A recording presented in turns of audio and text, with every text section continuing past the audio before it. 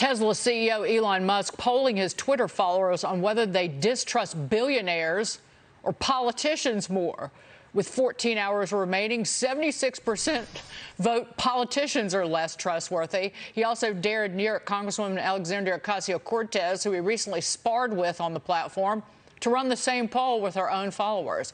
Musk also weighing in on possible recession, the world's richest man saying, in part, this is actually a good thing, a necessary, quote, rude awakening after a lax attitude from the pandemic.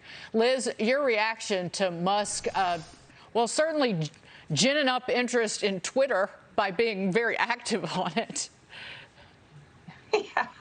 Well, he's very outspoken, Dagan, but I sort of view this as a larger contest between Elizabeth Warren and Elon Musk. Elizabeth Warren, of course, famously has said he hasn't really contributed anything, doesn't pay enough in taxes, to which he responded, yes, I spent $11 billion in taxes last year. Look, I think Elon Musk comes from the school of most private sector individuals and businessmen and entrepreneurs who really view politicians as people who get in the way of what they're trying to do. And I got to say, when you look at what he's trying to do right now, which is to create a free speech platform on a social media giant, boy, are the politicians lining up to get in the way. So I have very little respect for the people who are opposing him on this.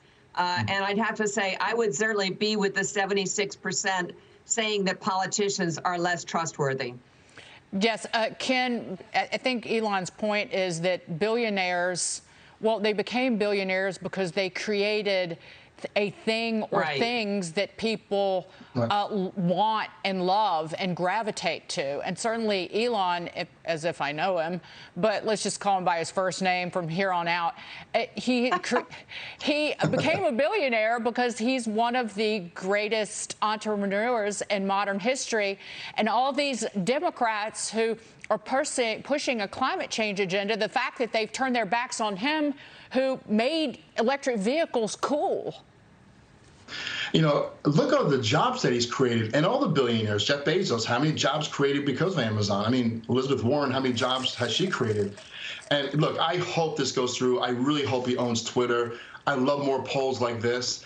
It's really no surprise. I was thinking about 75%, and pretty much it came close to 75% of people don't believe in House reps versus Musk, or billionaires for that matter.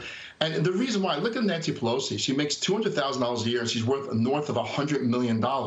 I mean, I think most people, at least I speak to investors, who say, what? It's not a level playing field. I mean, some of these members of Congress, they go into a committee meeting or a subcommittee meeting, and they come out, they call the broker to buy and sell. That's crazy. You know, they should put money to the S&P 500 index or a blind trust.